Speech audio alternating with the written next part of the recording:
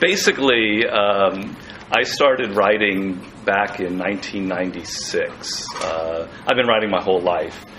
But I met somebody who, we were in Italy together at the same time working on a project, and it was a really awful Machiavellian environment in Italy, if you can imagine that. And all of these terrible political games being played, and we were just miserable and depressed. It was actually 95. And he was a book packager, and he asked me if I had any ideas for books. And all of this pain that I had been through in the work world with all of these political conniving figures, it just came up out of me, and it was a beautiful day in Venice, Italy, and I sort of improvised this idea for a book, and he loved it, and he basically paid me to live while I wrote the 48 Laws of Power, and that's where it started. So for 15, 16 years, I've had this sort of weird position in life that I don't know how many other people have had, where I've been able to devote all of my attention to studying what I consider to be the most kind of powerful, charismatic, successful Machiavellian characters in history and contemporary figures like 50. So I may not be good at many things. I can't build things with my hands or anything like that, but I have this one expertise. Why some people excel, why some people are superior in the political game or in their creativity or whatever it is. And so in figuring out what I wanted to talk to you about today, and I was talking with Casper, who I want to thank for helping to organize this, there's a sort of a philosophy that all of these figures that I've studied, that they all share. And, I'm often asked, people say, well, I want to become powerful. What's the secret to it? And I don't believe in that kind of glib 4-sentence or one-book answer about how to be powerful. But there is an attitude towards life, a way of looking at things, a way of thinking, that all of these people that I've been studying, they all share this kind of way of looking at the world. It's what I call radical realism. And the reason I call it radical is realism has this sort of idea of just sort of understanding the world, and it sort of has a cynical, sometimes an edge to it. And I want the idea of really deeply understanding what life is about, how people operate in this world, and not only being realistic and understanding it, but accepting in a very deep way that this is what the world is like, and actually loving it and embracing it and working with reality. And all of these figures, from 50 Cent to Napoleon Bonaparte to Cleopatra to John F. Kennedy, I believe they all share this kind of attitude. So I'm going to talk, hopefully not too long, because I really want to get to your questions, and I encourage you to barrage me with all kinds of difficult questions. I want to talk about 3 aspects of this attitude. The first is what I call Machiavellian realism, or the Machiavellian reality. The second is existential reality, what it really means to be a human being. And the third is what I call aesthetic realism. And my idea is that to the degree that you accept these realities in life, you're going to be successful and powerful. And to the degree that you deny them and you avoid them and you hate them and you're miserable about them and you try and run away, you're not going to have success in life. So the first one, as I said, is what I call our Machiavellian reality. And there's a concept that's lately kind of fascinates me that I've been using for my next book. And it's a term called Machiavellian intelligence. And it's something that came about in the 60s and 70s, where various scientists, people studying the brain, they're trying to understand why is it that the human brain is so much larger than anything else we have in nature. How did this happen? Why did our brains develop in this way so rapidly and become so much more complex than any other animal on the planet? And they basically went back to primates, unless you believe in creationism, our ancestors. And basically, primates are the other animal that have this exceptionally large brain, a brain that seems to be in excess of their needs. And to explain why our brains developed in this way, they looked at primates, and they came up with a really fascinating theory called Machiavellian intelligence. And the gist of it is the following. What makes primates different from any other animal is that they live in very complex social environments. There are other animals like wolves, etc., that live in packs, that have hierarchies, the alpha male, etc. But primates, I'm talking about chimps, baboons, orangutans, that whole group, have a much deeper, a much more complex social organization. They have rituals of grooming, where they groom each other for hours upon hours during the day, forming all kinds of friendships and alliances. They remember these friendships and these alliances over the space of 10, 20 years. The other thing that primates have that's so bizarre and interesting is that they're the only animal we know that practice deception, games of manipulation among each other. There is no other animal on the planet that we can say that about. And so they label primates as the Machiavellian creature, the Machiavellian animal. And they've shown colonies of monkeys, for instance, in Puerto Rico, where they do a lot of studies, incredible games of manipulation that are going on among these little small communities. And one of the discoveries that they have in looking at these primates is that they possess a power that is known as the theory of mind. Now, I don't know if you are familiar with this concept, but basically it's the idea that only humans or primates have a concept where I can think about perhaps what is going on in your mind right now. Most animals can only judge another creature based on its outward behavior, about what they're doing, about the threat that they perhaps represent. But a human and a primate has the capacity to actually literally imagine, what is it that I'm pointing to you, because I'm thinking about you right there. What is it exactly that is going on in your brain right now? What are you thinking? What are you thinking right now?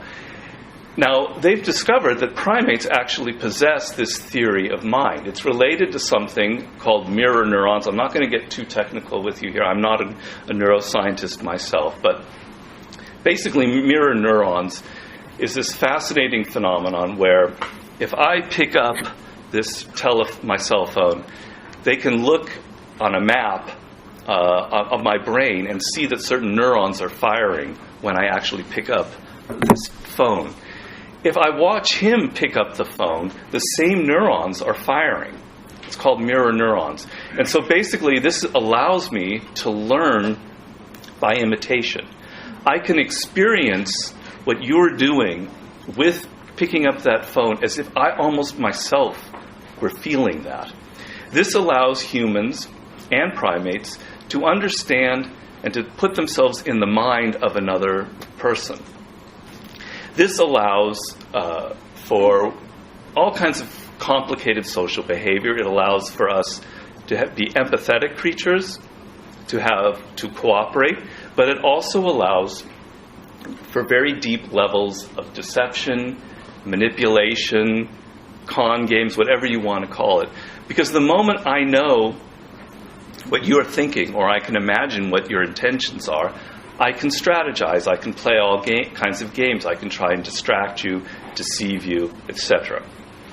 They've shown that monkeys, for instance, possess these mirror neurons, that chimpanzees possess this ability of theory of mind, and from all of this stems all of this incredible Machiavellian behavior. And so the theory, to bring this all back to it, of Machiavellian intelligence is that the reason primate brains develop so rapidly is in dealing with this very complicated social environment.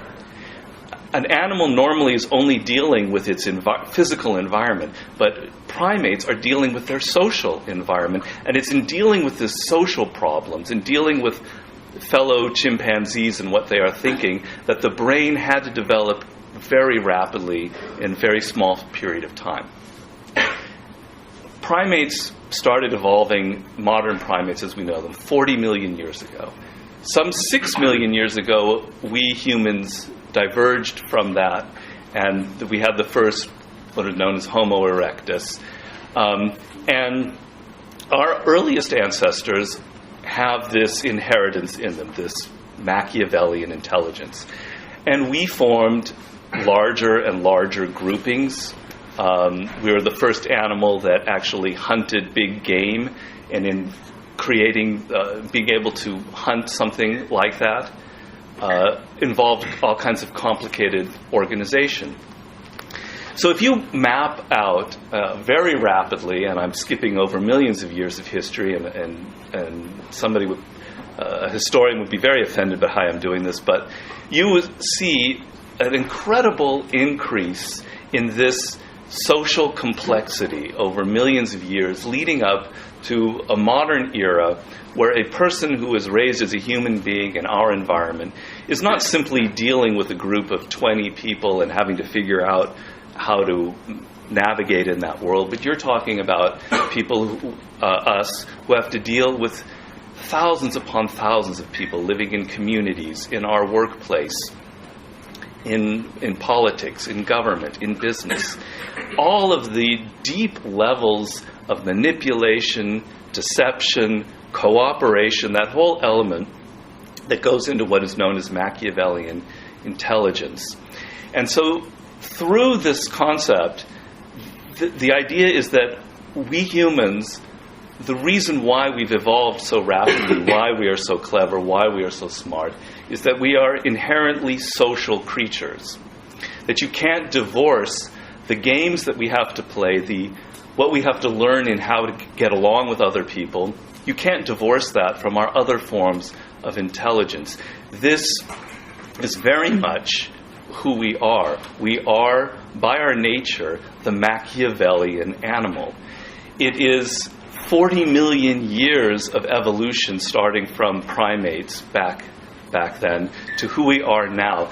There's no way to deny that. There's no way to, in the course of 20 years or 80 years, to evolve beyond it. It's who we are. And so this is my definition of that first sort of basic reality, what I call our social reality or the Machiavellian reality. Now, there's nobody out there who really talks about this. There are not many books written about it. There's nobody here at Yale teaching a class on how to be Machiavellian in the world or how to handle that kind of environment, at least as far as I know. When you enter the real world, you're suddenly blindsided by this whole realm that exists. It's like our dirty little secret. People will talk about their sex lives. You'll get Dr. Ruth here. We'll go through all of that. But nobody talks about all of these power games that are constantly going on in the world. So I just wanted to interject into this idea, my own personal story when I got out of college and I suddenly was confronted with this real world. I had graduated, as he mentioned, in the classical background, and I was immersed in studying philosophy and literature and languages. And so when I started working essentially in magazines, I worked at Esquire magazine and a few others, I had no idea of how the things operated in the real world, and I was very much shocked by all of the egos and the insecurities and the game playing and the political stuff. It really kind of disturbed me and it upset me. And I can remember when I was about 26 or 27 years old, one particular job that was kind of the turning point in my life.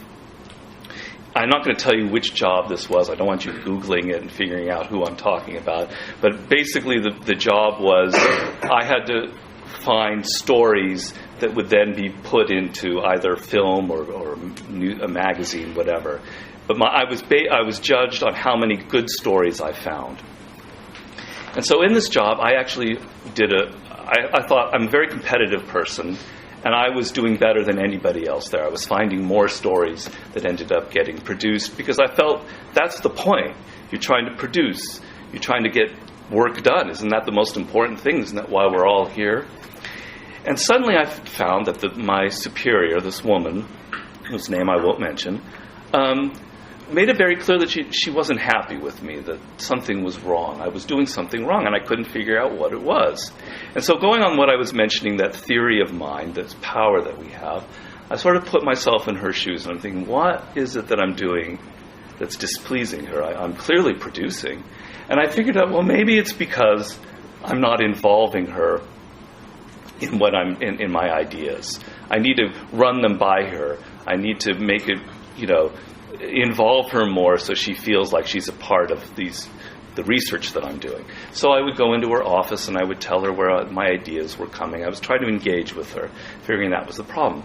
Well, that didn't seem to work. She was still clearly unhappy with me, maybe didn't like me. So I thought, going further, well, maybe I'm not being friendly enough with her. Maybe I need to be nice to her. Maybe I need to go in and not talk about work, but just be nice and talk like a human being. Okay, so that was strategy number 2. I started doing that. Still didn't have any effect. She still seemed really cold and kind of mean. I figured, all right, she just hates me. That's just life.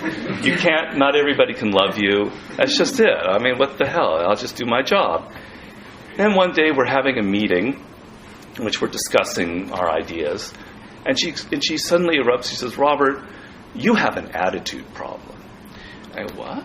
You're not listening to people here." "I'm listening, but I mean, I produce, I do my work. What, you're going to judge me about how wide my eyes are open and how I'm listening to people?" "No, you have a problem here." "I'm sorry, I don't think I do." Anyway, over the course of the next few weeks, she just started kind of torturing me about this idea that I had an attitude. And of course, naturally, I developed an attitude. I started resenting her, and a couple of weeks later, I quit because I hated it. I probably quit a week before they were going to fire me anyway. And I went home, and over the course of several weeks, I thought really deeply about this. What happened here? What did I do wrong? I mean, she just didn't like me. I think I'm a likable person. And I came to this conclusion. I had violated a law of power 12 years before I ever wrote the book.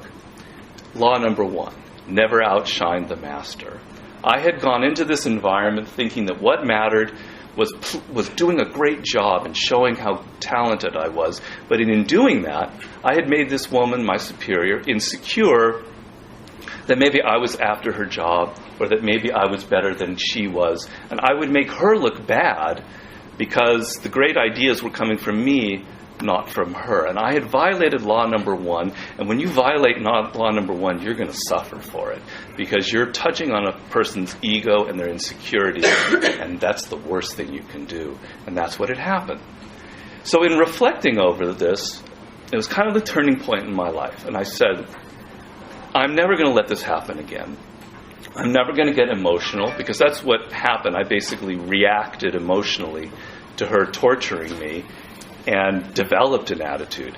I'm never going to let that happen again. I don't care. I'm a writer. I don't care about these jobs that I get. I'm just going to become a master observer of the game of power. I'm going to watch these people as if they were mice in a laboratory. With some distance. And I developed a motto that I still use to this day, and that motto is, it's all material. Everything that happens is material. Material for a book, material for a novel, for a screenplay. I want to be the master observer of this world. And this suddenly allowed me now to not only observe the power games going on in the many different kinds of jobs that I've had, and I can tell you I've had jobs from working in journalism. I worked in a detective agency. I worked for music producer. I worked for film. Everything possible. In having this distance and looking at the world like this, suddenly I had power. I wasn't emotionally involved. I had some distance, and I could deal with things. And from that, I developed the 48 Laws of Power when I was finally given the opportunity to write the book. And so what I decided in the 48 Laws, and has since is very much a part of me, is that if this is the reality that we must all deal with, that we are social creatures, that we live in environments where there are all kinds of complicated networks, we are in a way defined by how we handle this reality. And there are three types of people in this world in dealing with this social reality. There are what I call the deniers, the people who deny this reality exists. They almost want to pretend that we're descended from angels and not from primates. That what I'm talking about here is cynical, it doesn't really exist, it doesn't happen. Among these deniers, you'll find two types. You'll find people who are genuinely disturbed by the politicking aspect of human nature, and they don't want any kind of job in which they have to do that. And so you'll find that they are slowly marginalized, and they can be happy that way, and they're never going to assume a position of great responsibility because it involves all of this. The other branch of the deniers are the people that are like the passive aggressors. I would classify this woman who had tortured me as a kind of a classic passive aggressor. People who consciously don't want to admit that there's any kind of manipulation going involved, but unconsciously are playing all kinds of games. And in my books, I often describe the many different kinds. They're the trickiest kind of person to deal with, the passive aggressors. The second type of person, besides the deniers, are those who love this Machiavellian part of our nature and revel in it, and are master manipulators and con artists and connivers, and are very aggressive, and they have no problem handling this part. In fact, they love it. This type of person, which is very, usually you'll find one or two in an office or an environment, they can get pretty far, but eventually they're tripped up in life because they're too Machiavellian. They don't understand that there's the other side to that whole idea of theory of mind and the mirror neurons, which is empathy and cooperation and getting other people and seducing people and getting them to work with you. They're too much involved with themselves and their own ego, and they love manipulating until they go too far and they have a fall in life, and there's like a wall, they can never get past it. The third type is what I'm calling the radical realist. It's what I'm proposing that you adopt. And it goes as follows. This is our nature. This is how we evolved over millions of years. There's no point in denying it. It's who we are. And not only am I not going to deny it, I'm going to accept that this is the human being as it has evolved over all of this time. And in fact, I love it. It's fine. There's nothing wrong with the fact that in this world people are playing political games. There's nothing wrong with the fact that there are seducers and con artists and it's going on all the time. It's just reality. It's just the world as it is. Stop fighting it. Just accept it. Within that accepting of it, it's not that you love it and want to go out in the world and play all these nasty games. It's that you understand they exist. If occasionally you have to do them, fine. That's okay, within reason. If it's often other people are practicing against you, which you'll find a lot in your life once you leave the confines of Yale, that's okay. You understand the laws of power. You understand what people are up to, and they can't necessarily hurt you. In accepting this reality and in dealing with it and in studying human nature and this aspect of what I call Machiavellian intelligence, suddenly with that attitude, with that mentality, you have all kinds of power and freedom. Ever since I wrote my books and they've been published, I do all kinds of consulting work with business leaders, political figures, artists, very powerful people. Most of them are absolutely brilliant. They're brilliant at the technical side of their business. They figured out how to make a lot of money. They figured out how to maybe win elections or how to create a kind of music, etc., and market it. But they inevitably come to me for advice because they have a blind spot. They don't understand the human nature, the political games that are going on. They don't understand why somebody who they groomed as a successor, who they brought off the streets and helped and gave money to and developed, is suddenly turning against them and betraying them in a very overt manner. It's because they've spent their whole lives studying the technical side of their field, and they haven't spent any time observing other people. They haven't spent any time understanding human nature and why some people have egos and why and how that kind of ego will operate in an environment like an office. And this is the part of the game that trips up most people. And all I'm trying to say is that in accepting it and in studying it and making and opening your eyes to this reality, you're going to suddenly find yourself that there's a whole other realm of life that you're not observing, that you're not paying attention to. And if you pay attention to it, suddenly the whole power game, the whole dynamic will alter in your favor. The second reality I want to talk about is in context of my work with 50 Cent. A few years ago, I was contacted by 50, Curtis Jackson, and out of the blue, he was a big fan of the 48 Laws of Power.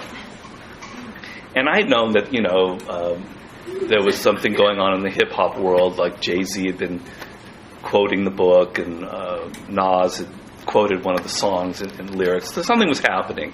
But 50 wanted to meet me. I had no idea, but I was excited by that. So we met, and we kind of hit it off in a very weird way. You can't imagine two people from two more different backgrounds in the world than he and I. But there was something about us that really clicked. So we decided, based on this, to do a book together. And I decided, after meeting him and spending some time with him, that this guy is really different. Now, I live in Los Angeles. I'm not somebody who's generally starstruck. I'm not interested in celebrities. They bore me. They don't interest me. So it wasn't a celebrity thing. There was something about him that was really interesting. He's really different. He had a kind of calmness. He had a charisma. He had power. So I wanted to figure out what made him different. Why is he like this? So maybe we could learn something from him, and I would express that in the book. So we would spend a long time talking about his life. And in talking about his life, I sort of began to see a pattern. So I don't know how familiar you are with this, but at the age of about 9 years old, he started hustling on the streets in Southside Queens, dealing drugs. He did that because he realized that school was a complete dead end for somebody from his background, that only suckers went into school. The schools were really bad. They led to really bad jobs. The only people he could see in the hood that had power were the hustlers, so he was going to become a great hustler. And 9 years old is kind of early to start hustling, but that's when he would do it. So he was sitting there hustling on the streets. And soon he discovered that hustling wasn't what he thought it was. It was actually quite boring. Day after day, at 6 o'clock in the morning, you had to stand on these street corners. Nothing would happen. You just had to think about whatever. You had no books, nothing to read, no music, nothing to listen to. Just waiting for people to buy your drugs. It was so boring, and it wasn't glamorous at all. And on top of that, it was a trap. Hustlers don't get out of their life. Most of them die by the time. Very few of them live past the age of 25, or they're in prison for most of their lives. To think that you're going to succeed in hustling is an illusion. There's a limit to it. So I'm going to get out. And about at the age of 15, which is also a bit precocious, he decided he was going to get out of hustling, and he was going to become the only other thing he could think you could become, which was a rapper. So now he started learning how to rap, and he met Jam Master Jay, and he sort of apprenticed with him, and he started getting reasonably successful, and he had record labels interested in him. And then he realized that this was yet another kind of trap. The trap was that the record label kind of owned you.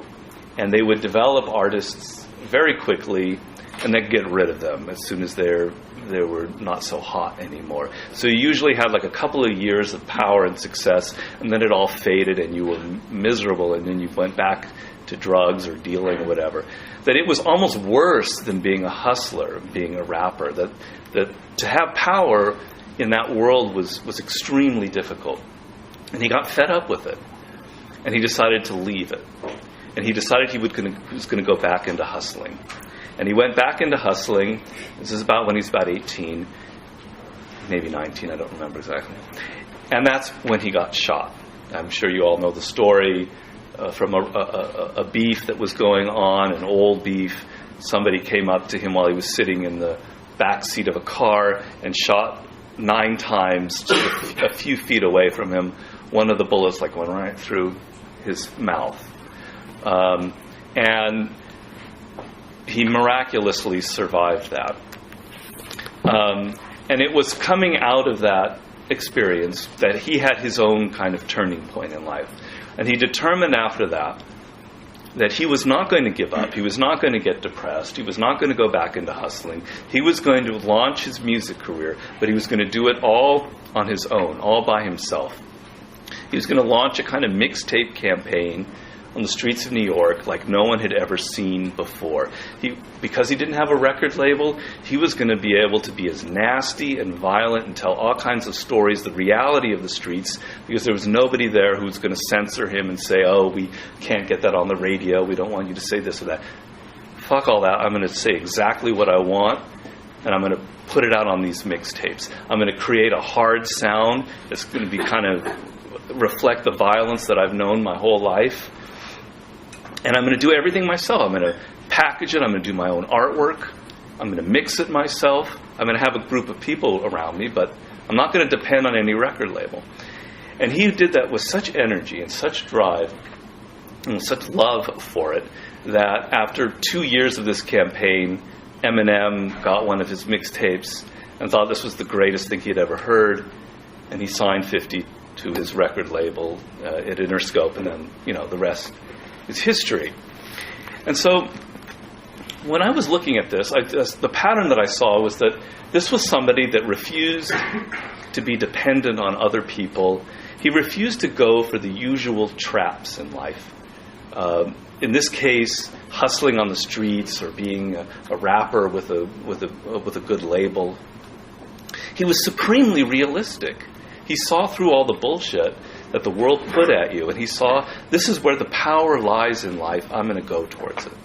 And I was thinking, why would somebody like this be so realistic, so pragmatic, and so sharp in his thinking, when a lot of his peers were not like that? A lot of his peers got totally seduced by the idea of becoming a great hustler. And I determined it's because of his very unusual background.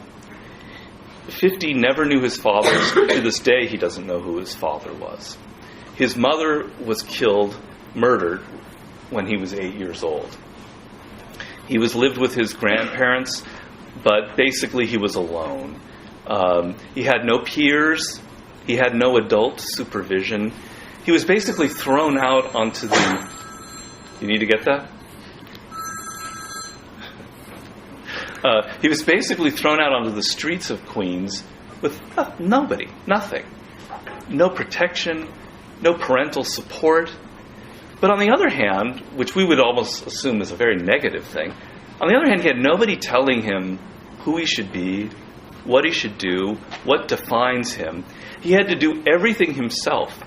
He had to decide who he was, who he wanted to be, without the usual crutches that most of us have. And I determined that in fact, this reality of his, this what I call his existential reality, that he was basically alone in the world and had to do things for himself and define who he wanted to be, that's actually the reality of each and every one of us. But we're not aware of it. We have the illusion that parents, that friends, that all of our support network is going to help us out in the end.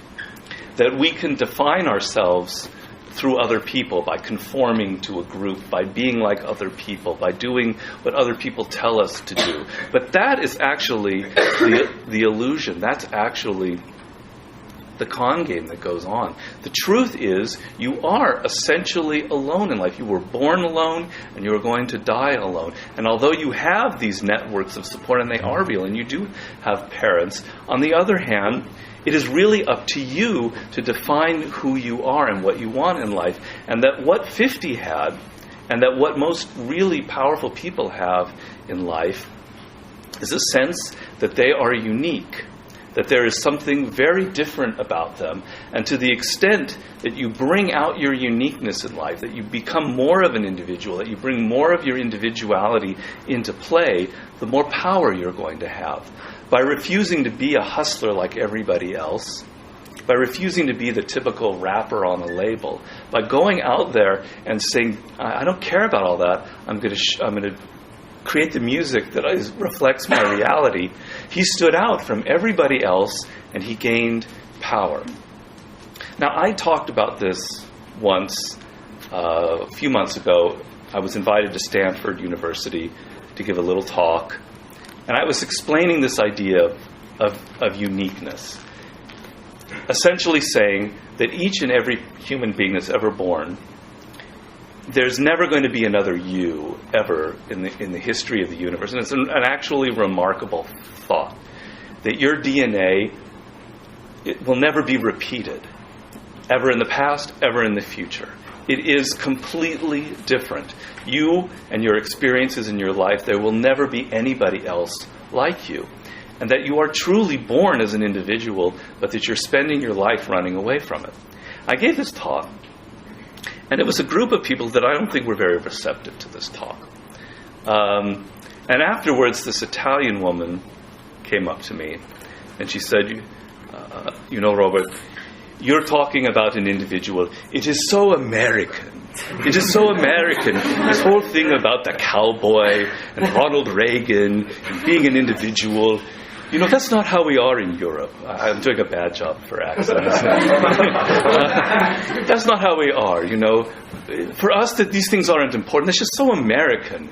And then she proceeded to tell me about her grandfather, who was a truck driver in Italy, and how he loved his life as a truck driver, and he was happy as that. And she was saying, what's wrong with that? Why can't people just accept that kind of, if that's what their role in life is?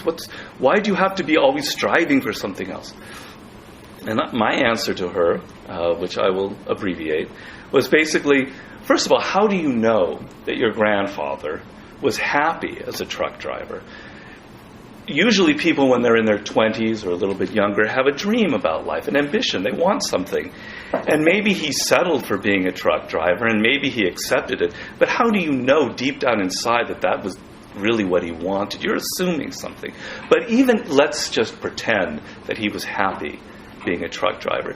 You're talking about the 1950s. You're living in a Rossellini neo-realistic movie from the 1950s in which people had a union, and there was communism and left-wing activity, and being a truck driver meant something else that it doesn't mean anymore. That truck driver in Italy in the year 2010 is dealing with a globalized environment, the withering away of the welfare state, and is facing all kinds of conflicts and problems, and they're not happy. They're not necessarily happy. That the world that as we're evolving right now is becoming completely different from the world of 50, 60 years ago, where someone like my father would work for one company his whole life and felt protected by them. That's gone. You no longer can depend on anybody and any job or your boss protecting you. We're all dealing with a world that's so much more insecure, where we have to learn these self-reliant skills, where putting out our individuality is the only way we're going to get power in this world. That you're dealing with an environment that is long gone. Whether that's good or bad, I don't know. And that the reality that we're all facing is that we're left on our own, and we have to develop these self-reliant skills, and we have to not be afraid of expressing our individuality.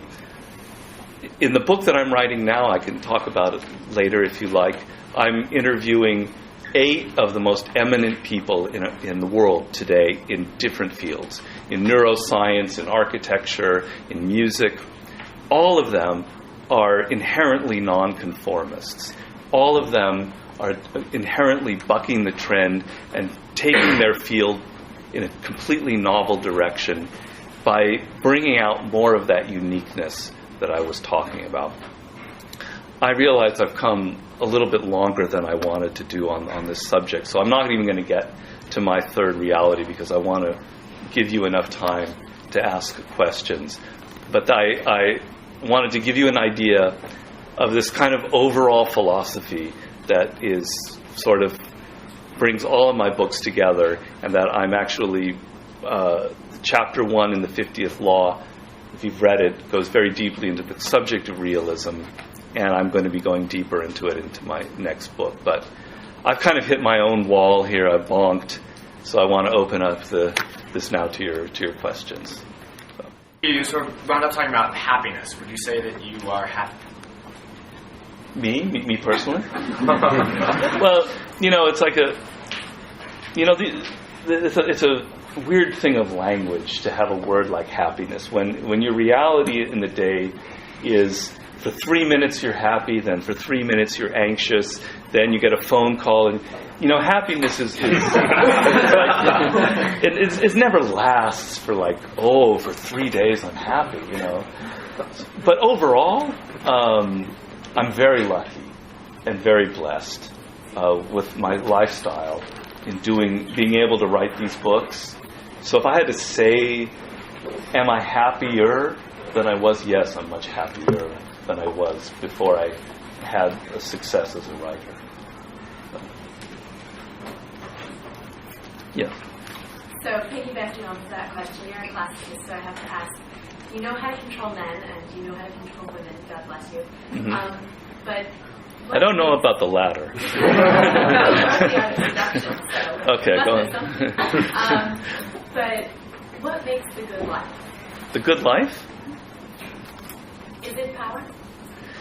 Yes, because with power comes a degree of freedom. Now, I don't, everybody's an individual. Some people like a position of dependence, and they feel happiest when there's somebody taking care of them. But ultimately, I'm not happy with that because I know that person will eventually withdraw their support.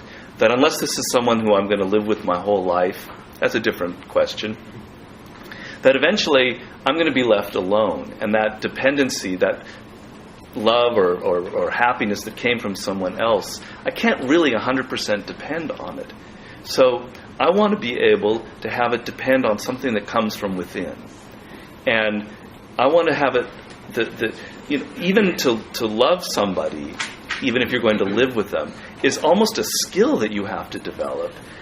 And it has to come from within. And the only thing that's of value is something that you develop yourself through your life experiences, through maybe some hard times, where you learn how to seduce, you learn how to compromise, you learn how to be in a relationship and how to love. And then once you have that skill, or whatever you want to call it, then nobody can take it away from you, and you have power, and you have freedom, and a degree of happiness. I don't know if I answered your question. But what would the intrinsic goodness to you be? What's your intrinsic end of the power? Well, there is no end because we die, and what can I say? I mean, that's the absurd human condition that we have. You can accumulate millions of all the money in the world and all the beautiful women, and then it's gone at some point. So I don't know what your question would be about this. Those people that opt out of your system, can they not achieve happiness because they don't have that liberty? The people of the first case that aren't just bad. Well, I think that it's hard to gauge, and you can't put a number on it. But I think people who are depressed are often depressed because they have no control over their lives. They have no control over their destiny. They feel helpless. They feel like at work they might lose their job any moment now. It's a terrible feeling. They feel that their children aren't listening to them. The man or woman that they want to have a relationship isn't listening to them. That sense of helplessness, to me, is the worst feeling in the world. And obviously there's a quote you've all heard of, absolute power corrupts, absolutely.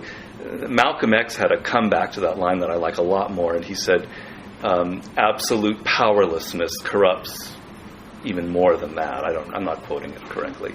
But the sense of being powerless is much worse, more debilitating on the human spirit than the few people who are corrupted by having power.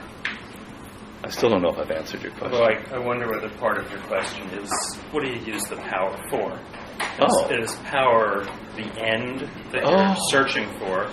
Or are there things you actually care about trying to, use, to have it make sense to bother to have power for? Well, it's an interesting. I'm not sure if that's your question, but that's mine. So. Yes. No, I didn't. Yeah, that's my fault. I didn't understand. Well, let's say I could talk about myself.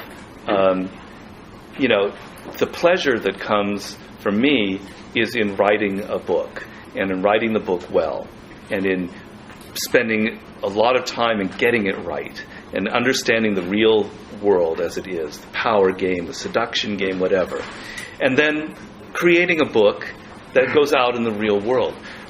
So half the game of life is doing something that you love and engaging with it deeply. And it's your study, it's your field, it's whatever you produce.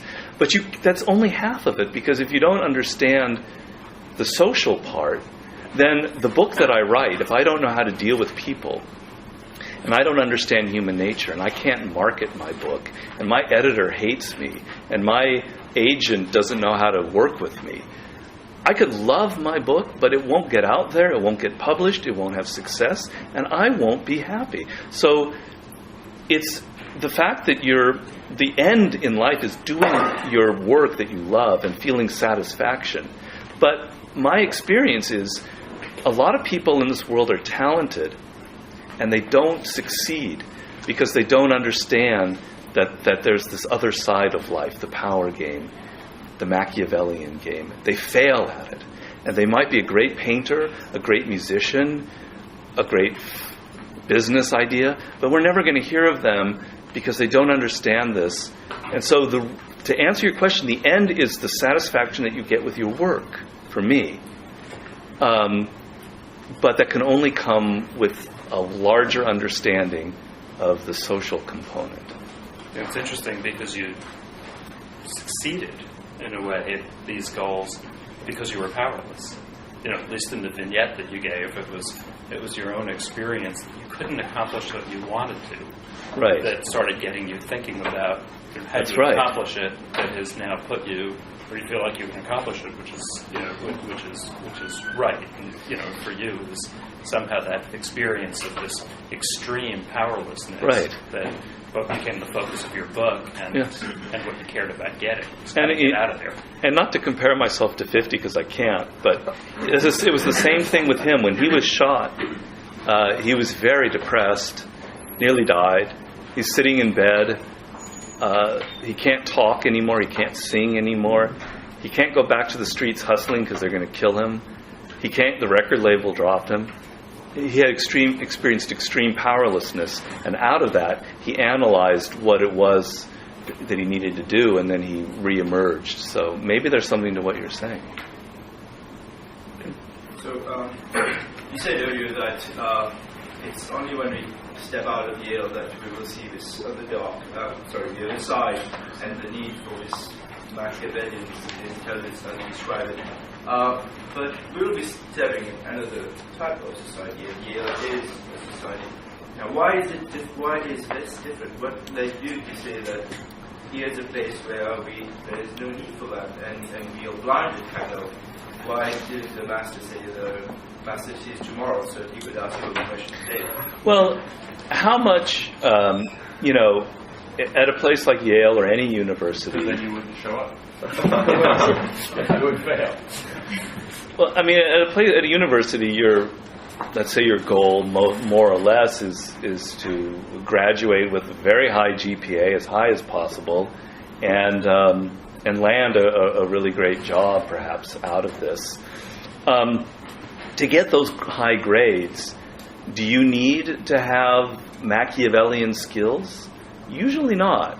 Usually, professors can be they're not immune to favoritism, to being emotional. So there is a degree of seduction and charm going on. You could charm your professor, perhaps. But more or less, you're being graded on what you've accomplished.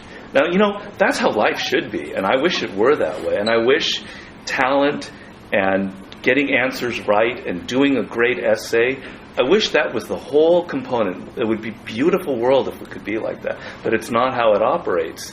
And so all I'm saying is the element of ego and gamesmanship and politicking, how much does that enter into your goal of success at the university? I don't think it's nearly as much as one experiences in the real world.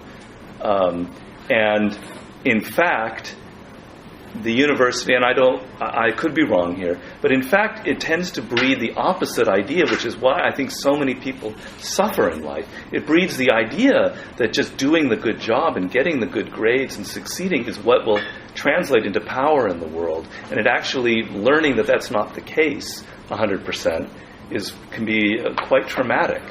So, I don't know.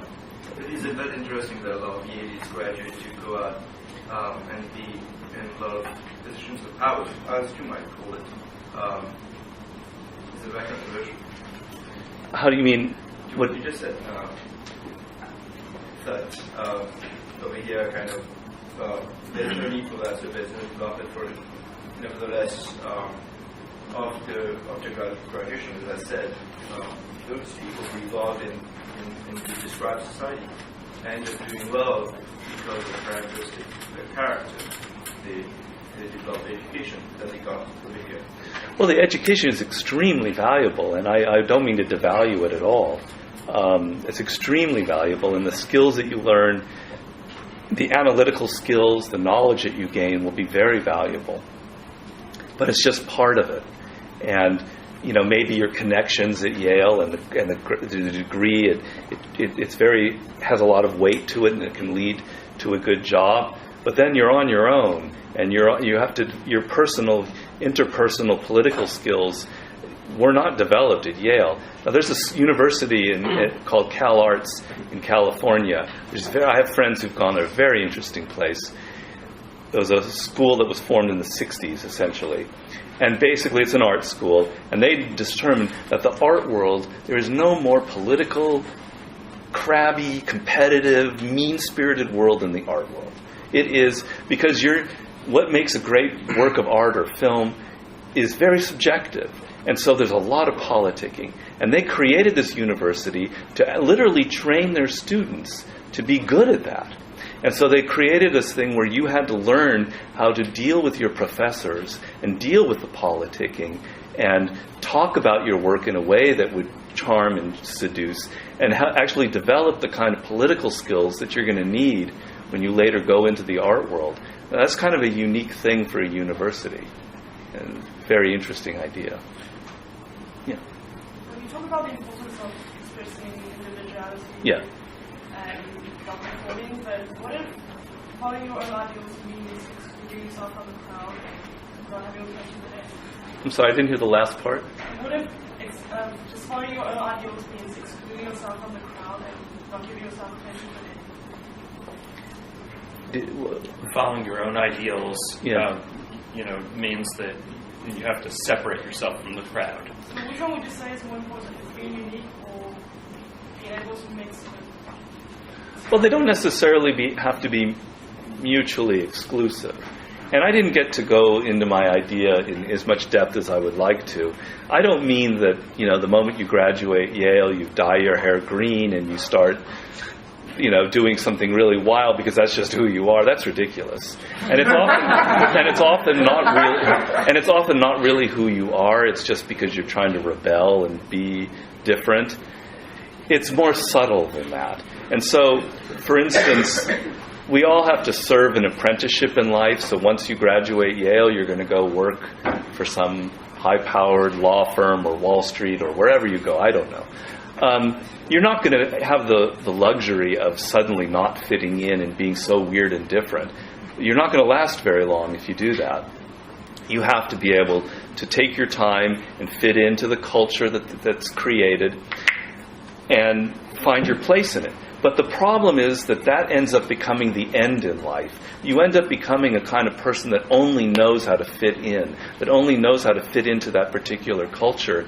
And if you do that long enough, and now you're there and you're 30 years old, and that's the only thing you've ever learned to do, you're afraid to step away from that. You're afraid to express something unique about yourself. And so you have to, when you're in your apprenticeship, in those first years working at that high-powered firm, you have to be constantly waiting for that moment when you're going to do something different. You have to cultivate your own individuality, your own self-reliant skills. People who now, and particularly in business, who are successful, are creating really unique kinds of business. There are new models being created every day. And so if you're having to think about that's the end game in life. I want to be an entrepreneur. I want to create my own business. You can do that from within a large corporation for that apprenticeship phase while you're learning about the world and you're preparing for that moment when you're going to step out on your own. But all I'm saying is, if you end up becoming the kind of person that only knows how to fit into a corporate culture, that's going to be the end of it. That's as far as you're ever going to go. And if that's what you want, that's fine. But power lies in a slightly different direction. So let me ask one of the written-in questions, and then maybe we'll have time for two more after that. People talk about the importance of charm and charisma. How can these traits be defined? And do you have to be born with them? And I assume implied in the latter question is, what do I have to do to get it? Well, how do I learn to be charming and charismatic? Or can I? Well, the answer to your question is you have to read The Art of Seduction. Because I describe 9 types of seducers in the world. And one of them is the charmer, and one of them is the charismatic. And they're different people. They're different types. And usually charmers are not charismatic, and usually charismatics are not necessarily charmers. They're almost not the same. Charismatics are people who have a tremendous need to get love from the world. They don't want love from one person. They want it from an audience. They often come from backgrounds that are they didn't have happy childhoods. And so to sublimate this need for affection and love, they turn to a large group, and they become charismatic on a political, on a global level. They become a Mahatma Gandhi, a John F. Kennedy. All charismatics are burning with a mission, with an idea that makes their whole face light up, their eyes light up, with this idea that they want to convert people to. And this sense of being alive with this inner fire is what people feel is charisma. Seduction is a nonverbal language, which is why I know the art of seduction is written with words, but it's a language that's nonverbal. You can't tell people you're charismatic. You can't communicate it outwardly. They have to feel it in an animal way. So in the book, I say, some people are born with charisma because they come from bad backgrounds, like Marilyn Monroe, who was an orphan. You're not necessarily from that background, but you can learn the idea of your inner conviction is what people feel. They see it in your hands, in your eyes. Like 50 has charisma, and I've watched him. Everybody feels it around him. You have to have that inner conviction. Your whole body has to be alive with it, or you're not going to have charisma. You can learn to a degree, but there's a limit unless you're not born that way. Charm is a whole more possible realm for everyone. And charm is knowing how to please other people. There's a famous quote about a woman who said, sitting next to This is about Gladstone and Disraeli, two British politicians of the 19th century who were rivals. And she said, sitting next to Gladstone, I thought he was the most brilliant man in the world. Sitting next to Disraeli, I thought I was the most brilliant woman in the world. That's the charmer. The charmer is somebody who knows how to make the other person feel great about themselves. And it's a really important social skill. It means not thinking about yourself, but imagining what the other person wants to hear, what their weakness is, what they need validation. You have to be outer directed. And it's very important and very powerful, and anybody can learn it, and I talk about it in the book. So seducers are not born, they're made. And you may not end up becoming Cleopatra, but you can go halfway or a quarter of the way. Did you want to ask another anonymous question? No, let's go over here to get two more from the crowd. And then you mentioned entrepreneurs, and Yeah. I've also heard from a lot of entrepreneurs that they say that in order to be wildly successful, you have to be prepared to wildly fail. Yeah. And does that fit into sort of your paradigm of Very much. staying power, and how so?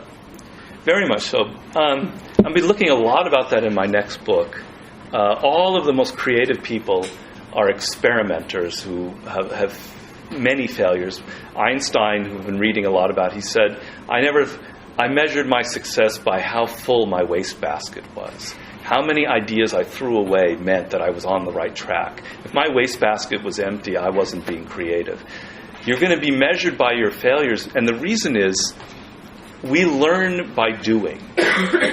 You can't learn how to run a business. You can't learn how to have success by reading a book. I'm afraid I'm just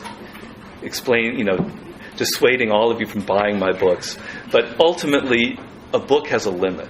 It's your own experience in doing things where you learn, this is what connected with my audience. This is what got that guy interested in my idea. And so you have to go out there and be not afraid of trying things, starting a business.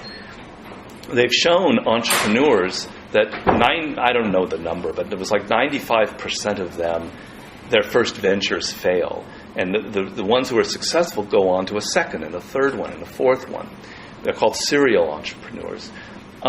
So you have to not be afraid of failure. You have to be the kind of person that tries things out and learn from your experiences. And if you're afraid of that, it's going to be very difficult to gain the kind of real world knowledge that you need in order to have success. So it's very important. So you talk a lot about personal characteristics like charisma, aggressiveness, etc. But 50 Cent wouldn't have been able to sell a mixtape if the environment wasn't ready for it. Yeah. And there's that French minister who survived from the French Revolution all the way through, Napoleon, an actor, Talleyrand. who just Fouché. Fouché, who noted just the ebbs and flows and trends. What do you think about aside from personal charisma and characteristics at all, about the natural way that opportunities and political opinions sway with the times? Well, it's a good question because, a lot of people will say, well, they look at a Clinton or Barack Obama and they'll say what makes them so brilliant or how did they succeed in an election. And a lot of it, a good degree, is luck. You come on the world stage at the right time. So there is always a degree of luck in anybody's success. I met this man in Italy. If I didn't have met him in 1995, I still might be slaving away in some cubicle in Hollywood, and you would never have heard of me. I had the luck to meet this man. But the difference is, everybody has luck. Something happens to you. It's just, what do you do with it? Are you the kind of person that recognizes the opportunity? When Barack Obama was first deciding to run for presidency, it happened to be a lucky moment where this was probably the only moment where he could have won an election, given his background. But he was the one that recognized this was the moment, and I'm going to seize it. When everybody was telling him, you're not ready to run, you need to wait 4 more years. And he said, no, I see this as the opportunity. So what separates people in life are, a good thing will happen to you and you let it pass. If you're an opportunist, which I talk about in the 50th Law, you recognize that opportunity has come and you work like a fiend in order to make it happen. So when this man gave me the opportunity to write the 48 Laws of Power, I worked night and day, my birthday, Christmas, 365 days a year, till 1 o'clock in the morning. I was not going to let go of my one opportunity in life. And that's, to me, what separates people who take an opportunity like that and others who let it slip by. Did that answer your question? It does. Okay. So let me make a comment and then get your reactions, and then I think we'll sort of finish up. I know when I first started looking at some of what you wrote and hearing you today, it would be easy to take much of what you say as instructions for how to use other people, how to get them to do your bidding. And there's clearly a way in which much of the laws are written that way. And that's a very, sort of instrumental view of other people. How do I turn them into means, for you to accomplish something? Also, though, mixed in as you talked and as we talked earlier, I had a sense that some of what you're really interested in is something that, say, some of the psychologists here and our provost here has studied, which is emotional intelligence. How do I understand how other people think and what moves them and what their emotional state is and how my actions will interact with theirs, and that having some honed emotional intelligence might put me in a position to be able to accomplish things that I want, but also be attuned to what they want, and not necessarily treat them as means, but treat them as as their own independent entities. And so I was wondering how you think about those tensions. Yeah, but it becomes tricky because if you're thinking about them deeply in their own needs, where's the distinction for them becoming a sort of a means to it? What are you trying to accomplish? If you're trying to, for instance, forge a political organization where people are all on the same page with a sense of mission, and you need to be sensitive to the kinds of people that will join your group, and you're aware of their own needs and the fact that they're an individual. But you're, on the other hand, you're bringing them into the group and you have a mission, you're trying to accomplish it. What separates them from being a means or an instrument, and also being attuned to their individuality and what their separateness is? Why does it have to be mutually exclusive? I don't know what they are. I don't know that they are. But I do think that the focus on sort of what's that other person's interest and what would really matter to that person, and how might we both be able to accomplish what we both care about. We get our goals in alignment. I'm going to go back to where you ran into the difficulty that you talked about. Right. The boss who, squashing you. Was there another way than just to say, well, never outshine my boss, but to think, no, I shouldn't outshine her. How do I bring her over? Yes. But then it aligns with, we both want to create these stories. Well, yes, and in the book, and in 48 Laws of Power, I talk about how you do not outshine people and get them, but then it gets very Machiavellian. It's a good point because people mistake my books for being purely about how to use people, and it's all kind of selfish. But particularly in The Art of Seduction, I make the point that you're not going to get far unless you are a kind of person that knows how to think inside the other person's mind. And that requires a totally different kind of personality, where you have to kind of not be so self-absorbed, where you can think inside of other people and what their interests are and what's going to appeal to them. That's the secret to being successful as a politician or a business person or in any kind of relationship. And I go as deeply into that as I can, but not many people recognize that because they only see the element of using other people for what you want. So. Yeah, well, that's what I was aware of. Right. So you do have that component, but it may not be the most visible. So, yeah. But I wanted to thank you very much. Oh, thank you very much for that.